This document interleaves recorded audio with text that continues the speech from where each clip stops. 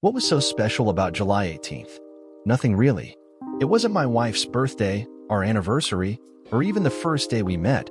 It was just your average run-of-the-mill Wednesday, and that's why I picked it. My name is Vince, and my marriage to Rose after 12 years was starting to get a little stale, or should I say predictable. It's not like I didn't love her. She and the kids were still the most important things in my life. However, that little spark she used to have in her eye when I mentioned lovemaking seemed to be missing lately. So being the hopeless romantic I am, I decided to give her an evening she'd never forget. Monday morning at work, I pulled out the big guns, Kathy, Cheryl, and Karen, three of the hottest single women at work. All right, ladies, if you could script the most romantic night of your life, what would it be? I asked them. They all started rattling off about midnight getaways to Paris, making love in a gondola in Venice, or watching the sunset from a hot tub overlooking the Swiss Alps. Easy girls, I told them. I'm thinking more of a romantic night at home, or in one of the hotels downtown, something that won't break my bank account. By noon, they'd come back with a list of ideas that were now more in my price range. I thanked them, bought them lunch, and sat down to make my plans. They seemed to be almost as excited as I was, jumping up and down telling me I'd better not blow it because they now had a stake in how my evening would turn out. Look, I'll supply the donuts, you guys bring the coffee, and I'll tell you what she thought about it Thursday morning. Well, maybe not everything though, I said with a wicked smile. The first thing I did was to get Wednesday afternoon off so I could have everything in place before she got home. While I normally got home just before 6, Rose was always home by 3:30, so she could meet the kids as they got off the school bus. Tuesday night, I told Rose that my parents wanted to take the kids out to dinner and a show Wednesday, so they probably wouldn't be home until after 8 o'clock that night. The kids were even more excited when I told them that I had a surprise for their mom and that they'd really be spending the night with Grandma and Grandpa. My parents always spoiled them rotten. I left work Wednesday at about 11:30 with my trusty list in hand. Let's see, time off, kids at mom's, check and check. Next came the trip to the store. Let's see, a mushy card, tons of good chocolate, and her favorite wine. The girls had given me an entire checklist of everything to do, all the way down to lighting and mood music. The florist looked at me strange when I asked her for 2 pounds of rose petals. That is, until I told her what I was going to do with them. You must really love your wife to go to all this trouble for her, she said as I left red rose petals in hand. Finally, I made dinner reservations for 8 o'clock at Rose's favorite steakhouse. I thought that by 8 o'clock we'd need some nourishment, and if we decided to cancel, I'd make sure we had steaks in the refrigerator to grill on the patio. Things were finally all starting to come together. I came home, hid my car around the back of the house, and brought everything into the kitchen. Let's see, 2:30, that gives me an hour to get everything set up, I said to myself. For the next hour, I iced the wine in the freezer, made a huge heart on the bed with rose petals, and taking the chocolate bits, I spelled out the words, I love you, in the center. I filled the garden tub in the bathroom with water and sprinkled the rest of the rose petals on the top of the bubbling water. T-minus 20 minutes and counting, I said as I looked at my watch. On my side of the bed, I put the wine in an ice bucket, and on her night table I propped up the card next to her reading light. I dimmed the overhead lights, opened the bottle of wine, and poured 2 glasses. I placed our portable CD player on the dresser and figured I'd start it after she came into the bedroom. The last thing I did was to shower, shave, and strip naked. No use both of us having to get undressed, I said to myself. At 3:25 sharp, I heard her car pull up. I was more than ready. I closed the bedroom door, stood at the foot of the bed naked, holding 2 glasses of wine, and waited for her to come upstairs. I heard muffled laughter and what sounded like a herd of horses coming up the stairs as they burst through the bedroom door. Yes, I said they, Rose and her boss Rick. Do you know how long 6 seconds is? It's like one huge gasp as your eyes meet hers, or 3 beats of a broken heart, but just enough time to kill a romantic mood and trash a marriage. It took Rose's brain 2 seconds to determine something was different as she ran into our bedroom, with her shirt opened and her bra already off. Her brain then sent an impulse to her voice box, which took approximately 2 seconds for her to mouth the words, "Oh my God," and finally, 2 seconds to realize she was fucked, so to speak. If it wasn't the world record for trashing a marriage, it had to be close second. Rick, seeing what was going down, turned tail and ran to the front door. He was gone in less than 45 seconds.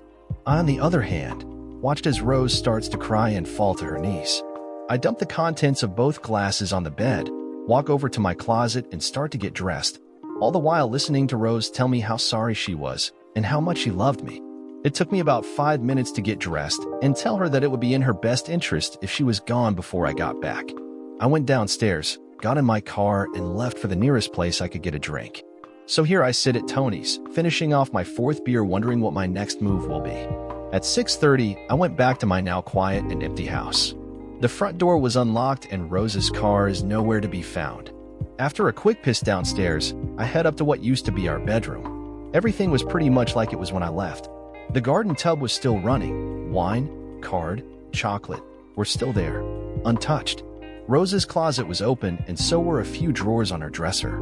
I sat on the bed and tried to clear my head as my cell phone rang. I turned it off without answering because I wasn't in any mood to talk to anyone right now. I knew I should have replaced that mattress in the spare room, I said to myself as I woke up the following morning. I went through the motions of showering, shaving and getting myself off to work, but I was more like a zombie as I made my way to my office. "Well, how did it go?" screamed all 3 girls as they ran into my office. "By the way you look, it must have been one hell of a night," Karen said with a giggle, elbowing the other 2. "Oh, that it was," I replied as I gave them the short version of last night. "Bitch," Kathy said a little too loudly. "What are you going to do?" Cheryl asked. "Survive and take care of my kids," I muttered. "So, if you don't mind, please keep quiet about this. I don't want to be the laughingstock of the whole office," I told them. They left, telling me how sorry they were, and that if I needed someone to talk to, they were there for me. I thanked them and closed my office door. Bank accounts, credit cards, life insurance policies for 401k, they were all closed or changed by 9:30 that morning. The next was a hard call to my parents telling them that Rose and I were having a few problems, and I asked them if they could keep the kids until the weekend. They were sorry to hear about it, and were more than happy to watch the kids. Checking my cell phone, I had 20 messages from Rose. I trashed them all. Legal gave me the name of a good attorney that was reasonably priced, if that was possible, and I made an appointment for Friday morning. You never really know how fucked you are until you spend 2 hours with a divorce attorney as he lays out your options, or lack of them. It was your word against hers. Rose and Rick hadn't done anything yet when you caught them, and you can't throw her out of the house because it was her house also. You know what really pissed me off was the fact that she was more than likely to get custody of the kids, the house, along with at least 40% of what I made after taxes. I was fucked and not even kissed. He suggested marriage counseling or at least a 90-day cooling-off period before I did anything. "Look, Vince, you're screwed no matter what you do. You'll be paying child support for the next 8 years minimum plus the house payments. The only thing you can do is bide your time and try to minimize your losses. Look, if it was me, I'd move into the spare bedroom and make life at home as easy as possible if nothing else for your kids," he suggested, and that's just what I did. I took off early and moved all my shit into the spare bedroom lock, stock, and barrel. I bought a new mattress and tossed the old one to the curb. I never answered any of Rose's calls but knew she'd probably show up at the house sooner or later, so I made sure I'd be ready for her. I picked up the kids on Friday on my way home from work and took them out for pizza. They told me what a great time they'd had but were glad to be going home. Rose finally showed up about 8:30 that night. The kids were all over her, but she never once took her eyes off of me. By 10 o'clock, they'd headed to their rooms, and I headed for the guest room. Rose asked if we could talk later, but I told her I was not in mood. "Maybe tomorrow," I said as I shut and locked the door. I heard a muffled cry as she surveyed what used to be our bedroom. I heard the sheets being pulled from the bed and other noises as I imagined her trying to clean up the room. Saturday morning, I noticed the card, rose petals, and the chocolate in the trash along with an empty wine bottle. The kids had breakfast and headed out for their normal Saturday routine, friends and soccer. I wasn't really hungry, so I just made a pot of coffee. Rose came down just as I was finishing my first cup. I poured another, grabbed the paper, and headed out to the deck. "You know you're going to have to talk to me eventually," she said through her red eyes. "Why, Rose? What can you possibly say to me that will explain what I saw Wednesday? How long have you been cheating on me with Rick anyway? This was only the second time. You've got to believe me, hon," Rose sobbed. "Why am I having a hard time believing you? And by the way, you lost the privilege of calling me hon or anything else that rings of love," I spat at her. "We'll coexist for the sake of the kids until I can figure out what is best for me and them. You already made your choice, it seems." At that, Rose ran into the house and I finished my coffee and, in a rage, ripped up the paper. For the next 2 weeks, work sucked, but at least it wasn't as bad as my home life. Someone blabbed at work, and now all I got were those pity looks from all the women in my office every time I walked by them. My boss wanted to know if I needed any personal time off, but I told him I was handling it and that I needed work to keep me sane. The kids knew something was up from day one and asked if they'd done anything wrong. "Kids, your mom and I are going through a little rough patch, but everything's fine. Believe me," I told them, but it wasn't. Rose tried to get me to talk and even once tried to seduce me, but I felt nothing for her any longer. I was feeling lower than whale shit when Cheryl came into my office Thursday just before 5 o'clock. "Grab your coat, we're going out," she announced. I looked up to say something, but she stopped me in my tracks. "Maybe you don't understand. This isn't a request. Grab your damn coat. We're out of here," she announced. Anthony's wasn't crowed when Cheryl and I arrived. Sitting at a table in the corner were the other two of the fearsome threesomes, Kathy and Karen. After ordering drinks, Cheryl started in on me. "You got to snap out of it, Vince," she started. "You've been walking around like a dead man for the last couple of weeks, and even though everyone's been covering for you, you're going to get yourself in deep shit if you don't get your head and ass wired together. I've had a few things on my mind, so why don't you just lay off?" I almost shouted back at her. "Back off, shithead. This isn't Rose you're talking to," Karen replied. "What the hell do you want, Vince? Or are you just going to wallow in self-pity the rest of your life?" She continued. "I want my damn life back. I want it to be like it was before all this crap happened," I said, looking at my drink. "I thought you said your marriage was stale and you wanted to liven it up," Kathy asked. "Do you really want to go back to your boring life?" I wouldn't. "Do you still love her?" "I love and hate her at the same time. I'd like to choke the life out of her and Rick for what they did to me," I shouted. "I just don't know what the hell to do or even where to start," I said. "Let's eat and then figure this out," Cheryl said as she motioned to the waiter. "The first thing we need to do is level the playing field. Rose is still in your house and is going back to work every day. Rick, on the other hand, goes home to his loving wife and kids even though he's fucked up your marriage," Cheryl spat out. "It's time you took back your life." By the end of the night, I felt better about my situation, and they were right. I had to do something. I couldn't let this go on any longer. It was tearing me up. Rose wanted to know where I was when I got home. "Out. What's it to you?"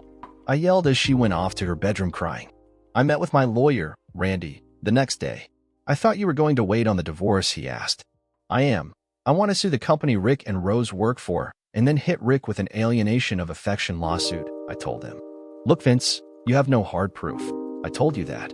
"I know, but they work for a publicly held company, and with all the shit in the news lately about corporate mismanagement, I don't think they'll want any bad press. Besides, even though Rose was off the clock, don't most managers work until 5 o'clock?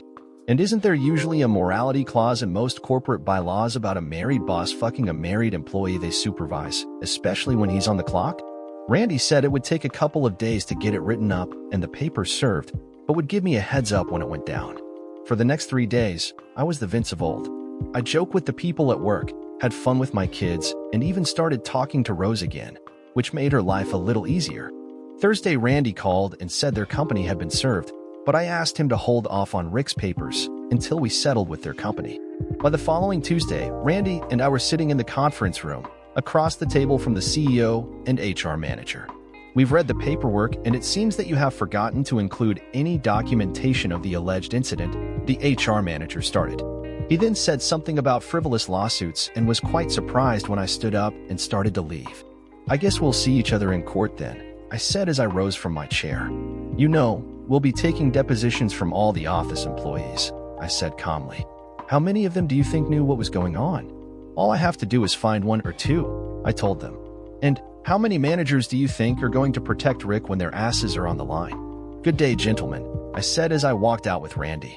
I was at my desk Wednesday when Randy called. "They want to settle, or as they put it, what will it take for this mess to go away?" he told me. "Well, I've asked for $250,000, lawyer fees, and for both of them to be transferred to out-of-state branches. That should cover it," I told him. "Tell them the offer is good until Thursday noon. After that, we go forward." Wednesday afternoon, I received another call from Randy. They've agreed to the fees and transfers, but are offering $150,000, he told me. "Randy, enough of all the haggling. Tell them the price is now $300,000, and if they come back with another counteroffer, it'll go to $400,000. Maybe this will put it to bed," I told him. Thursday at 3:30, Randy called to tell me that my offer had been accepted and that he'd have the forms over to me by 5 o'clock for my signature. True to his word, at 4:30 a.m. package was delivered to my office. The man said he's waiting for it, my secretary told me. Reviewing the paperwork and the enclosed check, I signed the papers and handed it over. If anyone is looking for me, I've left for the day, I told her as I walked out of the office. In the car on the way home, I made a quick call to Randy, serve Rick tonight and do it at his home. I was on cloud 9. By tomorrow, I would have my pound of flesh and could move forward with life. All right, everyone, grab your coats because we're all going out to dinner tonight, I said as I walked through the door. Rose was looking at me and not moving when I piped up. Come on, Rose, you too. A huge smile came across her face as she ran to get her coat. We talked and laughed over dinner just like we'd done for the last 12 years. Life was good again, well, almost. When we got home, everyone thanked me for the great night out and headed for their respective rooms. Rose moved in close, kissed me on the cheek and thanked me for tonight. It really meant a lot to me tonight, she said. I told her that tomorrow night we would have a nice long talk, so for her to get some sleep, she'd need it. You son of a bitch, Rose screamed as she came through the door. You knew last night what was going to happen today, didn't you? She yelled. Not exactly, Rose, but pretty close, I told her. Where's the job they offered you? I inquired. Tenet, New Jersey, wherever the hell that is. It seems that my services are no longer needed here, and that it was either NJ or I'm out of a job, she explained. I told them that there was no way I was transferring there, and that's when they handed me a severance check and gave me 20 minutes to clean out my desk, she now sobbed.